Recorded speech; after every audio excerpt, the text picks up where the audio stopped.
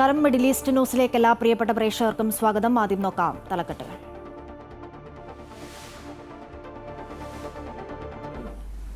ക്ഷേമനിധി board പെൻഷനുകൾ, circus അവശ കലാകാര പെൻഷനുകൾ 1600-നോടൊപ്പം 400 രൂപ കൂടി ഉയർത്തി പ്രതിമാസം 2000 രൂപയായി വർദ്ധിപ്പിച്ചതായി പ്രഖ്യാപിക്കുകയാണ്. തെരഞ്ഞെടുപ്പ് മുൻപിൽ കണ്ട് വമ്പൻ പ്രഖ്യാപനവുമായി സർക്കാർ. ക്ഷേമ പെൻഷൻ 2000 രൂപയാക്കി, കൂട്ടിയത് 400 രൂപ. സ്ത്രീ സുരക്ഷയ്ക്കായി പുതിയ പദ്ധതി, പ്രതിമാസം 1000 രൂപ നൽകും.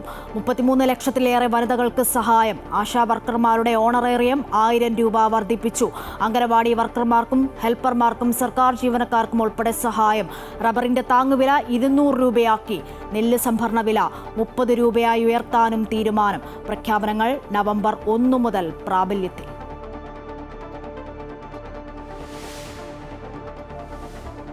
പദ്ധതിയുമായി ബന്ധപ്പെട്ട് നടപ്പാക്കുന്നത് സംബന്ധിച്ച് റിവ്യൂ നടത്താൻ തീരുമാനിച്ചിട്ടുണ്ട്. PM ശ്രീയിൽ CPIക്ക് വഴങ്ങി സർക്കാർ. പദ്ധതി പുനഃപരിശോധിക്കുമെന്ന് മുഖ്യമന്ത്രി. കേന്ദ്രത്തിന് കത്തയക്കും. പഠിക്കാൻ 7-അംഗ മന്ത്രിസഭ ഉപസമിതിയെ നിയോഗിച്ചു. വിദ്യാഭ്യാസ മന്ത്രി അധ്യക്ഷൻ. റിപ്പോർട്ട് വരും വരെ തുടർ നടപടികൾ നിർത്തിവെക്കുമെന്ന് പിണറായി വിജയൻ. ഒത്തുതീർപ്പ് ഇടതുപക്ഷ ആശയത്തിന്റെയും മുന്നണിയുടെയും വിജയമെന്ന് ബിനോയ് വിശ്വം. തീരുമാനം ആത്മഹത്യാപരമെന്ന് BJP. പ്രതിഷേധവുമായി യുവജന സംഘടനകൾ.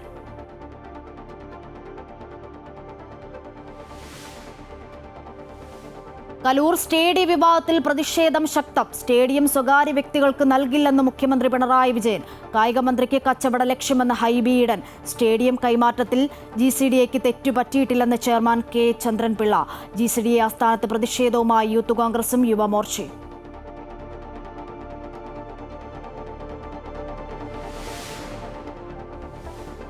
തീവ്ര വോട്ടർ പട്ടിക പരിഷ്കരണത്തിൽ നിയമ പോരാട്ടത്തിനൊരുങ്ങി സംസ്ഥാന സർക്കാരും പ്രതിപക്ഷവും. തിടുക്കപ്പെട്ട് നടത്തുന്നത് ആശങ്കയുണ്ടാക്കുന്നുവെന്ന് മുഖ്യമന്ത്രി. നവംബർ 5-ന് സർവകക്ഷി യോഗം.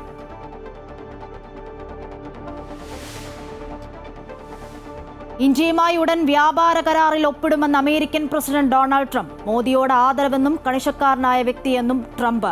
ട്രംപിന്റെ പരാമർശം അപെക് ഉച്ചകോടിയിൽ.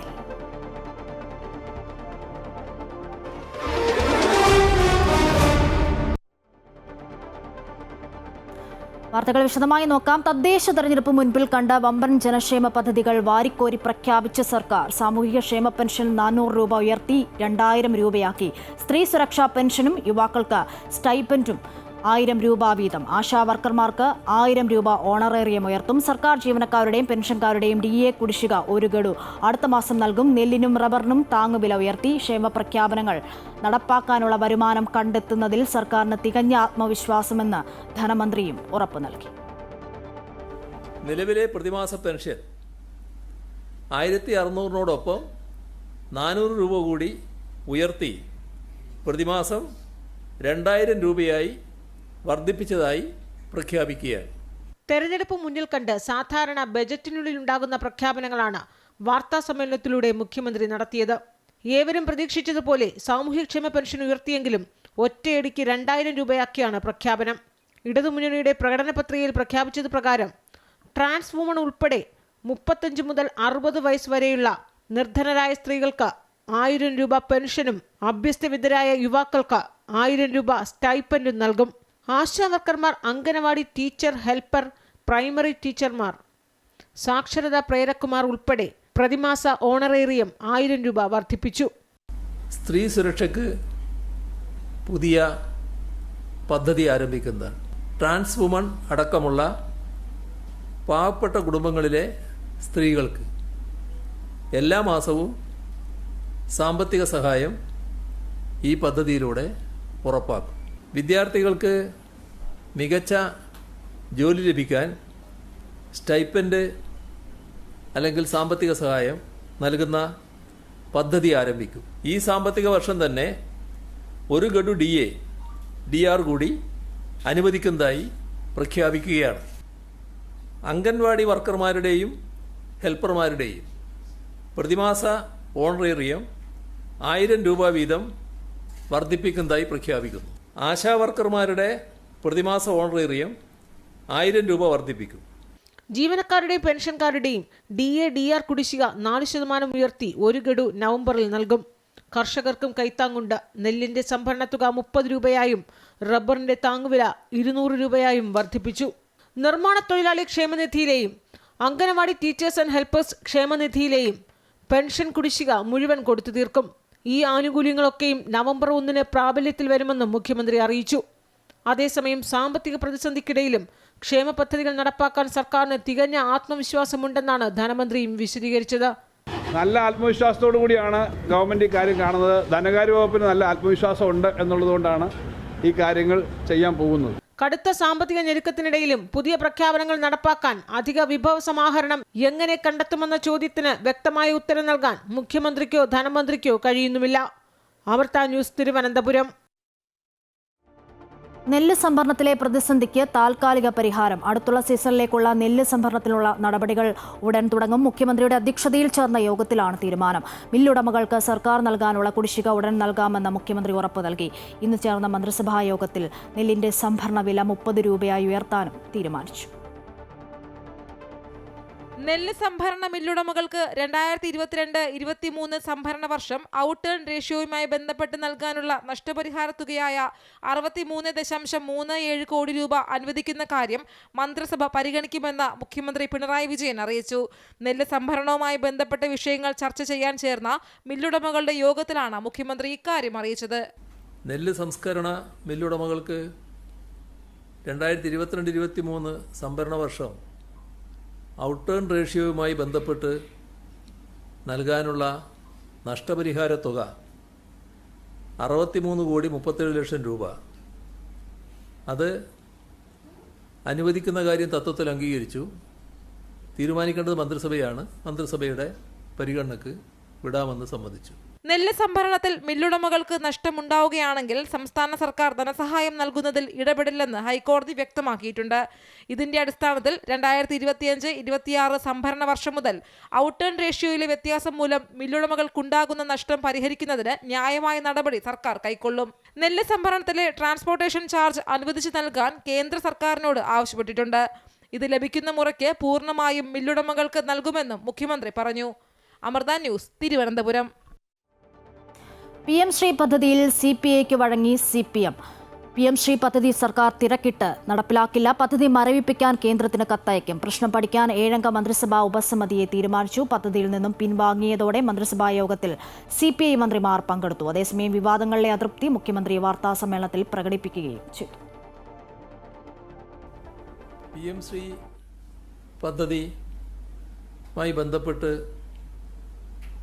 ധാരണാപത്രം ഒപ്പിട്ടപ്പോൾ അതുമായി ഒട്ടേറെ വിവാദങ്ങളും ആശങ്കകളുമൊക്കെ ഉയർന്നു വന്ന സാഹചര്യം കണക്കിലെടുത്ത് ആ പദ്ധതി നടപ്പാക്കുന്നത് സംബന്ധിച്ച് റിവ്യൂ നടത്താൻ തീരുമാനിച്ചിട്ടുണ്ട്. ഈ കാര്യം പരിശോധിച്ച് റിപ്പോർട്ട് ലഭ്യമാക്കുന്നതിന് 7 അംഗങ്ങളുള്ള ഒരു മന്ത്രിസഭാ ഉപസമിതിയും രൂപീകരിച്ചിട്ടുണ്ട്. നമ്മുടെ ഈ കാര്യങ്ങളുമായി ബന്ധപ്പെട്ട് PM ശ്രീ നടപ്പാക്കുന്നതുമായി ബന്ധപ്പെട്ടുള്ള തുടർ നടപടികൾ ഈ റിപ്പോർട്ട് വരുന്നതുവരെ നിർത്തിവെക്കുന്നതാണ്.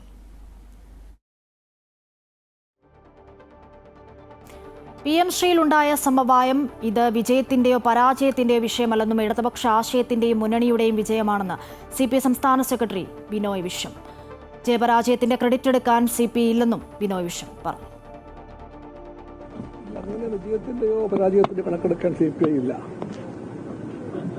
CPI പറയും വിജയത്തിന്റെ കാര്യമാണ് പറയേണ്ടതെങ്കിൽ ഈ വിജയം LDFന്റെ വിജയമാണ്, ഇടതുപക്ഷ ഐക്യത്തിന്റെ വിജയമാണ്, ഇടതുപക്ഷ ആശയത്തിന്റെയും രാഷ്ട്രീയത്തിന്റെയും വിജയമാണ്.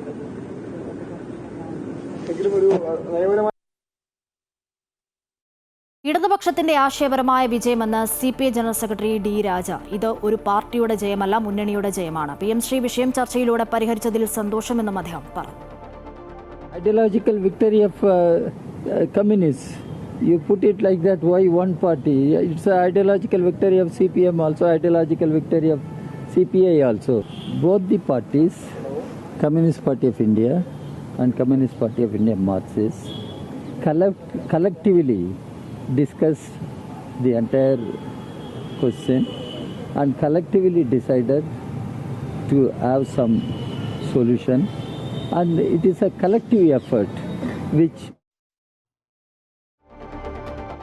BJPയും CPMും തമ്മിലുള്ള അന്തർധാരയാണ് PMCയിൽ കണ്ടതെന്ന് മുൻ പ്രതിപക്ഷ നേതാവ് രമേശ് ചെന്നിത്തല. CPIയെ CPM കബളിപ്പിക്കുകയായിരുന്നു. MOU ഒപ്പിട്ട ശേഷം എങ്ങനെ റദ്ദാക്കുമെന്നും അദ്ദേഹം കട്ടപ്പനയിൽ ചോദിച്ചു. ഒരു കാര്യം മനസ്സിലാക്കണം, ഇത് BJPയും CPMും തമ്മിലുള്ള അന്തർധാരയാണ്. അതിൻ്റെ അടിസ്ഥാനത്തിലാണ് PMC പദ്ധതി ഒപ്പിട്ടത്. അവരേതായാലും റദ്ദാക്കുമെന്നുള്ള വിശ്വാസമൊന്നും എനിക്കില്ല. തൽക്കാലം CPIയെ കബളിപ്പിക്കാൻ വേണ്ടി ചെയ്തൊരു പണിയാണ്. MOU സൈൻ ചെയ്തിട്ട് റദ്ദാക്കണമെന്ന് പറഞ്ഞാൽ എവിടെ റദ്ദാക്കാനാണ്? അപ്പോൾ ഇത് തൽക്കാലം അവരെ CPIയെ കബളിപ്പിക്കാൻ ചെയ്തൊരു പണിയായിട്ട് മാത്രമേ ഇതിനെ കണ്ടാൽ മതി. അതിനകത്ത് ഒരു നേട്ടവും ഉണ്ടാവില്ല. വരും ദിവസങ്ങളിൽ നിങ്ങൾക്കത് കാണാൻ കഴിയുന്ന കാര്യമാണ്. ഇനി ഗൾഫ് വാർത്തകൾ നോക്കാം. ലോകത്തിലെ ഏറ്റവും സുരക്ഷിതമായ രാജ്യങ്ങളുടെ പട്ടികയിൽ സൗദി അറേബ്യ 5ാം സ്ഥാനത്ത്. ഗാലപ്പ് ഗ്ലോബൽ സേഫ്റ്റി 2025 റിപ്പോർട്ടിന്റെ അടിസ്ഥാനത്തിലാണ് സൗദി 5ാം സ്ഥാനത്ത് ഇടം പിടിച്ചത്.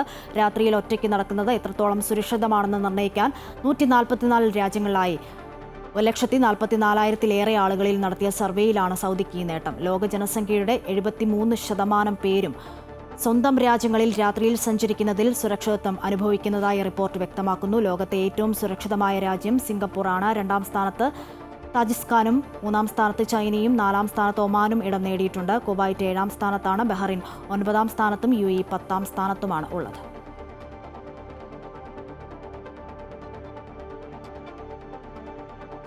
സൗദിയിൽ ടൂറിസം മേഖലയിൽ ഗണ്യമായ വളർച്ച കാണിക്കുന്നതായി കണക്കുകൾ വ്യക്തമാക്കുന്നു. കഴിഞ്ഞ വർഷം സൗദി സന്ദർശിച്ച വിനോദസഞ്ചാരികളുടെ എണ്ണം 11.6 കോടി കവിഞ്ഞതായി സൗദി ടൂറിസം മന്ത്രി അഹമ്മദ് അൽ ഖത്തീബ്.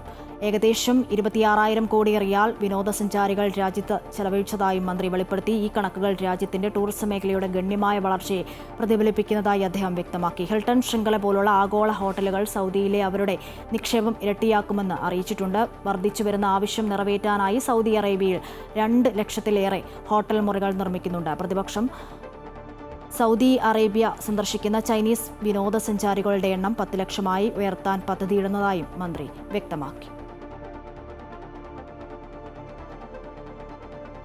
മധ്യപൗരസ്ത്യ ദേശത്തെ ആദ്യത്തെ 5-സ്റ്റാർ ട്രെയിനായ ഡ്രീം ഓഫ് ദി ഡെസേർട്ട് മരുഭൂമിയുടെ സ്വപ്നമെന്ന സൗദിയിലെ 5-സ്റ്റാർ ട്രെയിൻ സർവീസിൽ ടിക്കറ്റ് റിസർവേഷനുകൾ ഈ വർഷാവസാനത്തിന് മുൻപായി ആരംഭിക്കുമെന്ന് സൗദി ഗതാഗത ലോജിസ്റ്റിക്സ് സർവീസ് മന്ത്രി എഞ്ചിനീയർ സ്വാലിഹ് അൽ ജാസിർ വെളിപ്പെടുത്തി. സൗദി അറേബ്യ റെയിൽവേസ് കമ്പനിയും ആഡംബര ട്രെയിൻ നിർമ്മാണ മേഖലയിലെ മുൻനിര ഇറ്റാലിയൻ കമ്പനിയുമായ ആഴ്സണലിയും തമ്മിലുള്ള സവിശേഷ സംരംഭവും പങ്കാളിത്തവുമാണ് റിയാദിനും ഉത്തര സൗദി അറേബ്യയ്ക്കുമിടയിൽ 1300 കിലോമീറ്റർ ദൂരമുള്ള റൂട്ടിൽ ലക്ഷറി ട്രെയിൻ സർവീസ് ആരംഭിക്കുന്നത്. അടുത്ത വർഷം അവസാനത്തോടെ ട്രെയിൻ സർവീസ് ആരംഭിക്കും. കുവൈറ്റിൽ സമ്മാന കൂപ്പൺ നറുക്കെടുപ്പ് തട്ടിപ്പ് കേസിൽ അന്വേഷണം പൂർത്തിയായി. 70-ലേറെ പ്രതികളെയാണ് കേസിൽ ഉൾപ്പെടുത്തിയിട്ടുള്ളത്. 2025 മാർച്ച് 8-ന് രജിസ്റ്റർ ചെയ്ത കേസിൽ 2021 മുതൽ 2025 വരെയുള്ള കാലയളവിൽ വാണിജ്യ വ്യവസായ മന്ത്രാലയത്തിന്റെ മേൽനോട്ടത്തിൽ നടത്തിയ സമ്മാന കൂപ്പൺ നറുക്കെടുപ്പിൽ നടത്തിയ കൃത്രിമങ്ങൾ അന്വേഷണ വിധേയമാക്കി. അറ്റോർണി ജനറൽ രൂപീകരിച്ച പബ്ലിക് പ്രോസിക്യൂട്ടറുടെ പ്രതികൾ ഉൾപ്പെടുന്ന പ്രത്യേക സംഘമാണ് കേസിൽ അന്വേഷണം നടത്തിയത്. നടപടിക്രമങ്ങളിലെ അപാകതകൾ ചൂഷണം ചെയ്തുകൊണ്ട് വാണിജ്യ കൂപ്പൺ നറുക്കെടുപ്പ് ഫലങ്ങളിൽ നിരവധി തവണ കൃത്രിമം നടത്തി പ്രതികൾ സാമ്പത്തിക നേട്ടം കൈവരിച്ചതായി അന്വേഷണത്തിൽ കണ്ടെത്തിയിട്ടുണ്ട്. ഈ വർഷം ജനുവരിയിൽ സർക്കാരിന്റെ മേൽനോട്ടത്തിൽ നടത്തിയ ഹലാ കുവൈറ്റ് ആഘോഷങ്ങളുടെ ഭാഗമായുള്ള സമ്മാന കൂപ്പൺ നറുക്കെടുപ്പിൽ കൃത്രിമം നടത്തിയതായി കണ്ടെത്തിയതിനെ തുടർന്നാണ് അന്വേഷണം ആരംഭിച്ചത്. കുവൈറ്റിലെ ഏറ്റവും പ്രശസ്തവും പഴക്കമേറിയതുമായ മാർക്കറ്റുകളിലൊന്നായ സൂഖ് അൽ മുബാറക്കിയയിൽ സന്ദർശകർക്കുള്ള നിർദ്ദേശങ്ങൾ അടങ്ങിയ ബോർഡുകൾ സ്ഥാപിച്ച് കുവൈറ്റ് മുനിസിപ്പാലിറ്റി. മാർക്കറ്റിൽ വൃത്തിയും സുരക്ഷയും എന്നിവ നിലനിർത്തുക എന്ന ലക്ഷ്യത്തോടെയാണ് നടപടി. അറബിയിലും ഇംഗ്ലീഷിലുമായാണ് ഈ ബോർഡുകൾ തയ്യാറാക്കിയിട്ടുള്ളത്. സന്ദർശകരെ സ്വാഗതം ചെയ്യുന്നതിനോടൊപ്പം മാർക്കറ്റിൽ പാലിക്കേണ്ട പ്രധാന നിയമങ്ങളും ബോർഡ് ഓർമ്മിപ്പിക്കുന്നു. തറയിലിരിക്കാൻ പാടില്ല. നിർദ്ദേശിച്ചിട്ടുള്ള സ്ഥാനങ്ങളിൽ നിന്നും കസേരകൾ മാറ്റാൻ അനുവാദമില്ല. മാർക്കറ്റ് ഏരിയയിൽ വളർത്തുമൃഗങ്ങളെ അനുവദിക്കില്ല. സൈക്കിളുകൾ, സ്കൂട്ടറുകൾ, മോട്ടോർ സൈക്കിളുകൾ എന്നിവയുടെ ഉപയോഗം നിരോധിച്ചിട്ടുണ്ട്. മാർക്കറ്റിനുള്ളിൽ പുകവലി പാടില്ല. മാർക്കറ്റിന്റെ സാംസ്കാരികപരമായ ആകർഷണം നിലനിർത്തുക, കച്ചവടക്കാർക്കും ഉപഭോക്താക്കൾക്കും ഒരുപോലെ സൗകര്യപ്രദമായ അന്തരീക്ഷം ഉറപ്പാക്കുക എന്നിവ ലക്ഷ്യമിട്ടാണ് ഈ നിയമങ്ങൾ.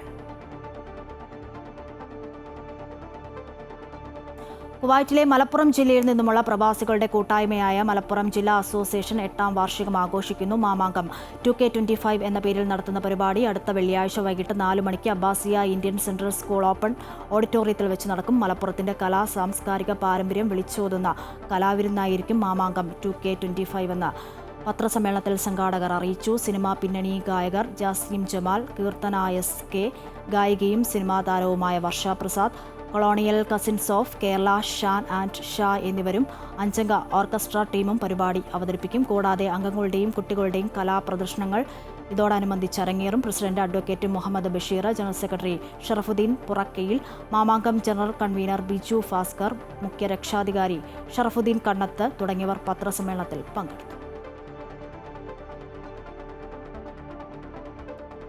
ഇനി മറ്റു വാർത്തയിലേക്കാണ്. ഇന്ത്യയുമായി ഉടൻ ഒരു വ്യാപാര കരാറിൽ ഒപ്പുവെക്കുമെന്ന് അമേരിക്കൻ പ്രസിഡന്റ് ഡൊണാൾഡ് ട്രംപ്. പ്രധാനമന്ത്രി നരേന്ദ്രമോദിയുമായുള്ള ബന്ധത്തെ പ്രശംസിച്ച അദ്ദേഹം മോദിയോട് വലിയ ബഹുമാനമുണ്ടെന്നും പറഞ്ഞു. ദക്ഷിണ കൊറിയയിൽ നടക്കുന്ന ഏഷ്യ പസഫിക് ഇക്കണോമിക് കോർപ്പറേഷൻ ഉച്ചകോടിയിൽ സംസാരിക്കുന്നതിനിടെയാണ് ട്രംപ് ഇന്ത്യയുമായി ഉടൻ വ്യാപാര കരാറിൽ ഒപ്പിടുമെന്ന് പ്രഖ്യാപിച്ചത്. മോദിയോട് വലിയ ബഹുമാനവും സ്നേഹവുമുണ്ടെന്നും ഇന്ത്യയുമായി മികച്ച ബന്ധമാണുള്ളതെന്നും ട്രംപ് പറഞ്ഞു. Prime Minister Modi is the nicest looking guy. And he looks like you'd like to have your father. Like he's a killer. He's tough as hell. No, we will fight. I said, whoa, this is the same man that I know. മോദിയുടെ നേതൃപാടവത്തെയും ആഗോളതലത്തിൽ ഇന്ത്യയുടെ ഉയരുന്ന പ്രസക്തിയെയും Trump പുകഴ്ത്തി. വ്യവസായ പ്രമുഖരുമായി നടത്തിയ ഉച്ചവിരുന്നിൽ സംസാരിക്കവേ ഇന്ത്യയ്ക്കും പാകിസ്ഥാനുമിടയിലുള്ള യുദ്ധം ഒഴിവാക്കിയത് താനാണെന്ന് ട്രംപ് വീണ്ടും അവകാശപ്പെടുകയും ചെയ്തു. ട്രംപിന്റെ പ്രസ്താവനയ്ക്ക് പിന്നാലെ ചെമ്മീൻ വസ്ത്ര കയറ്റുമതി കമ്പനികളുടെ ഓഹരികളിൽ കുതിപ്പുണ്ടായി. സമുദ്രോൽപ്പന്ന കയറ്റുമതി രംഗത്തെ apex, frozen foods, coastal corporation, Avanti feeds എന്നിവ 2 മുതൽ 4% വരെ നേട്ടമുണ്ടാക്കി. ഇന്ത്യൻ വസ്ത്ര സമുദ്രോൽപ്പന്ന കമ്പനികളുടെ മുഖ്യ വിപണിയായിരുന്നു US. അമേരിക്ക ഇന്ത്യക്കുമേൽ 50% തീരുവ ഏർപ്പെടുത്തിയതോടെ US-ലേക്കുള്ള കയറ്റുമതി ഏറെക്കുറെ നിലച്ച മട്ടാണ്. വ്യാപാര ഡീൽ യാഥാർത്ഥ്യമാകുന്നതോടെ തീരുവ 50-ൽ നിന്ന് 15 മുതൽ 16% കുറയുമെന്നാണ് പ്രതീക്ഷ. News desk Amrita TV. SIR-ൽ നിയമ പോരാട്ടത്തിനൊരുങ്ങിയ സംസ്ഥാന സർക്കാരും പ്രതിപക്ഷവും. നവംബർ 5-ന് സർവകക്ഷി യോഗം ചേരുമെന്ന് മുഖ്യമന്ത്രി പിണറായി വിജയൻ അറിയിച്ചു. അതേസമയം SIR-മായി മുന്നോട്ടു പോകാനാണ് കേന്ദ്ര തെരഞ്ഞെടുപ്പ് കമ്മീഷന്റെ തീരുമാനം. രാഷ്ട്രീയ പാർട്ടികളുടെയും സംസ്ഥാന തെരഞ്ഞെടുപ്പ് ഓഫീസറുടെ തന്നെയും അഭിപ്രായം അവഗണിച്ചാണ് SIR നടപ്പാക്കുമെന്ന തീരുമാനം ഇപ്പോൾ എടുത്തിട്ടുള്ളത്. സംസ്ഥാനത്ത് തദ്ദേശ സ്വയംഭരണ സ്ഥാപനങ്ങളിലേക്കുള്ള തെരഞ്ഞെടുപ്പ് നടക്കാനിരിക്കുന്ന സാഹചര്യത്തിൽ ഇതിപ്പോൾ പ്രായോഗികമല്ല എന്ന് സംസ്ഥാനത്തെ മുഖ്യ തെരഞ്ഞെടുപ്പ് ഓഫീസർ തന്നെ അഭിപ്രായപ്പെട്ടതാണ്. അപ്പോൾ ഈ തീരുമാനം ശക്തമായി എതിർക്കപ്പെടേണ്ട ഒന്നാണ്. അതിൻ്റെ ഭാഗമായി ഒട്ടേറെ ആശങ്കകൾ ഉയർന്നു വന്നിട്ടുണ്ട്. ഈ സാഹചര്യത്തിൽ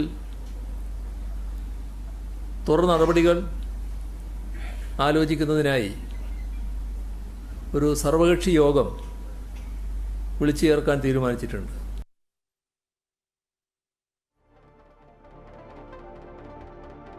നെടുമ്പാശ്ശേരി എയർപോർട്ട് റെയിൽവേ സ്റ്റേഷൻ നിർമ്മാണത്തിന് കേന്ദ്ര റെയിൽവേ ബോർഡിന്റെ അനുമതി. 2 വർഷത്തിനകം സ്റ്റേഷന്റെ നിർമ്മാണം പൂർത്തിയാക്കുമെന്ന് കേന്ദ്രമന്ത്രി ജോർജ് കുര്യൻ പറഞ്ഞു. വിമാനയാത്രക്കാർക്ക് സൗകര്യപ്രദമായ ഈ റെയിൽവേ സ്റ്റേഷൻ നിർമ്മാണത്തിന് നടപടി സ്വീകരിച്ച പ്രധാനമന്ത്രി നരേന്ദ്രമോദിക്കും റെയിൽവേ മന്ത്രി അശ്വിനി വൈഷ്ണവിനും നന്ദി പറയുന്നതായും അദ്ദേഹം പറഞ്ഞു. ഞാൻ റെയിൽവേ വകുപ്പ് മന്ത്രി ശ്രീ അശ്വിനി വൈഷ്ണവ്ജിയെ കണ്ടിരുന്നു.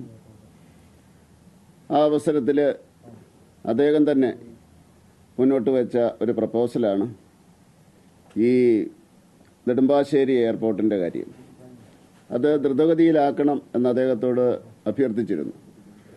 അതിൻ്റെ അടിസ്ഥാനത്തിൽ ഇന്ന് റെയിൽവേ ബോർഡ് അത് ഔദ്യോഗികമായിട്ട് അംഗീകരിച്ച് അതിൻ്റെ നിർമ്മാണ പ്രവർത്തനത്തിനുള്ള അംഗീകാരം കൊടുത്തിരിക്കുകയാണ്.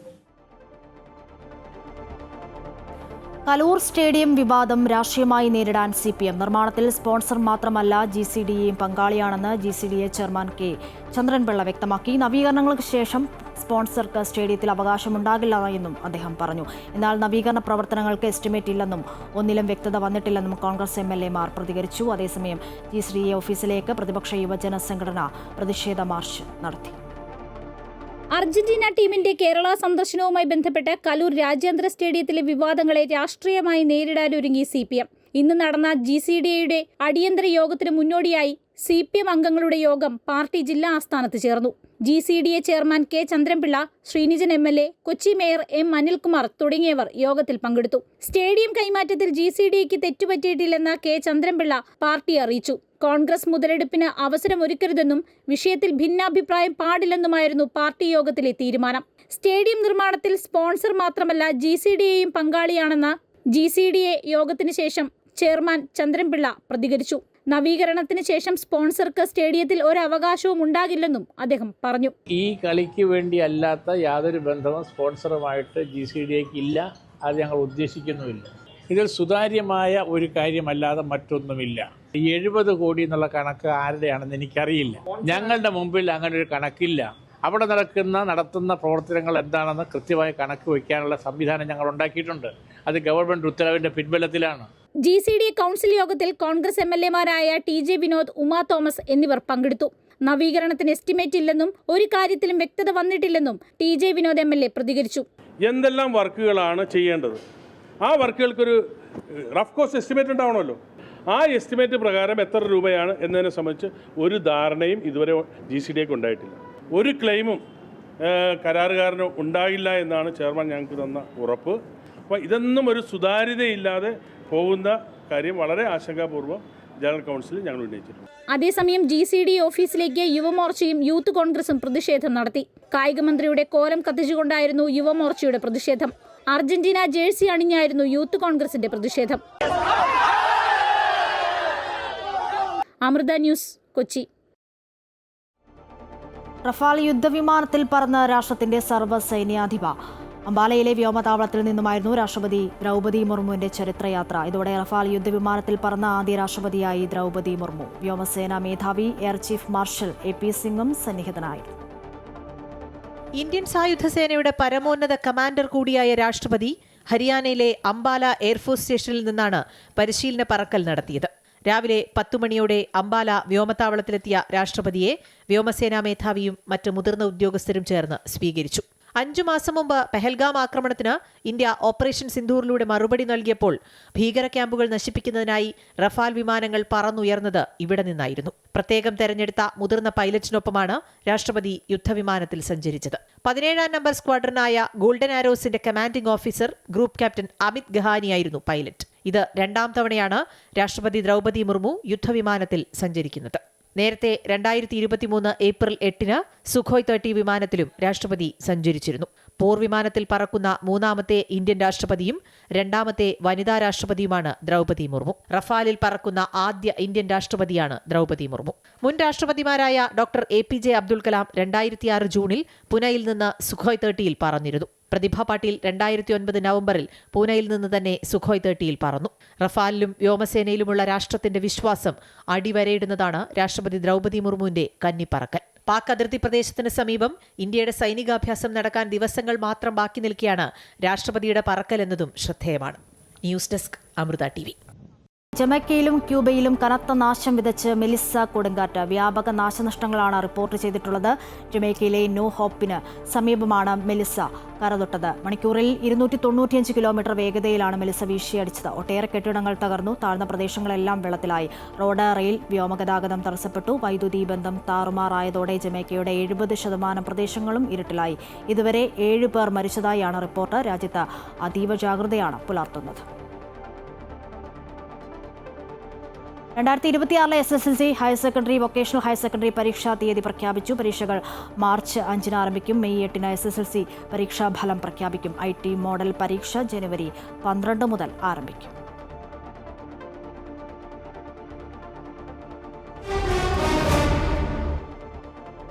കായിക വാർത്തകൾ നോക്കാം. ഇന്ത്യ ഓസ്ട്രേലിയ ആദ്യ T20 മത്സരം മഴയെ തുടർന്ന് ഉപേക്ഷിച്ചു. ടോസ് നഷ്ടപ്പെട്ട് ബാറ്റിംഗിന് ഇറങ്ങിയ ഇന്ത്യ 9.4 ഓവറിൽ 97 റൺസ് എന്ന നിലയിൽ നിൽക്കുമ്പോഴാണ് മഴയെത്തിയത്. 39 റൺസുമായി ക്യാപ്റ്റൻ സൂര്യകുമാർ യാദവും 37 പന്തുമായി ഗില്ലുമായിരുന്നു ക്രീസിൽ. ഇരുവരും മികച്ച ഫോമിൽ നിൽക്കുമ്പോഴാണ് മഴയെത്തിയത്. നേരത്തെ 5 ഓവറിന് ശേഷം മഴയെത്തിയതിനെ തുടർന്ന് മത്സരം 18 ഓവറാക്കി ചുരുക്കിയിരുന്നു. മറ്റന്നാളാണ് ഓസ്ട്രേലിയക്കെതിരായ രണ്ടാം T20 മത്സരം. 38-ാം വയസ്സിൽ ചരിത്ര നേട്ടം സ്വന്തമാക്കി രോഹിത് ശർമ്മ. കരിയറിൽ ആദ്യമായി ICC ഏകദിന റാങ്കിങ്ങിൽ രോഹിത് 1-ാം സ്ഥാനം സ്വന്തമാക്കി. ഓസ്ട്രേലിയക്കെതിരായ ഏകദിന പരമ്പരയിലെ പ്രകടനമാണ് രോഹിത്തിനെ 1-ാം സ്ഥാനത്ത് എത്തിച്ചത്.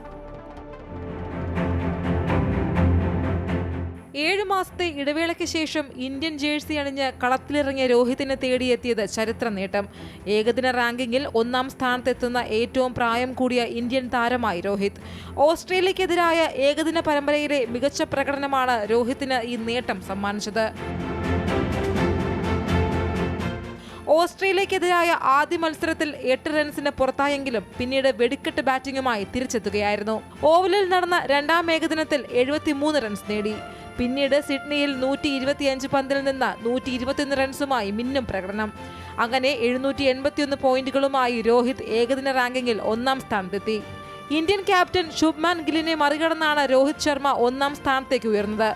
ഏകദിന റാങ്കിങ്ങിൽ 1-ാം സ്ഥാനത്തെത്തുന്ന 5-ാമത്തെ ഇന്ത്യൻ താരമാണ് രോഹിത്. സച്ചിൻ ടെണ്ടുൽക്കർ, മഹേന്ദ്ര സിംഗ് ധോനി, വിരാട് കോഹ്ലി, ശുഭ്മാൻ ഗിൽ എന്നിവരാണ് രോഹിത്തിന് മുൻപ് ഏകദിന റാങ്കിങ്ങിൽ 1-ാം സ്ഥാനത്തെത്തിയ ഇന്ത്യൻ താരങ്ങൾ. ശുഭ്മാൻ ഗിൽ 3-ാം സ്ഥാനത്തെത്തിയപ്പോൾ അഫ്ഗാനിസ്ഥാന്റെ ഇബ്രാഹിം സർദാനാണ് 2-ാം സ്ഥാനത്തെത്തിയത്. 6-ാം സ്ഥാനത്താണ് വിരാട് കോഹ്ലി. ശ്രേയസ് അയ്യർ 1 സ്ഥാനം മെച്ചപ്പെടുത്തി 9-ാം സ്ഥാനത്തുമെത്തി. Sports desk, Amrita TV.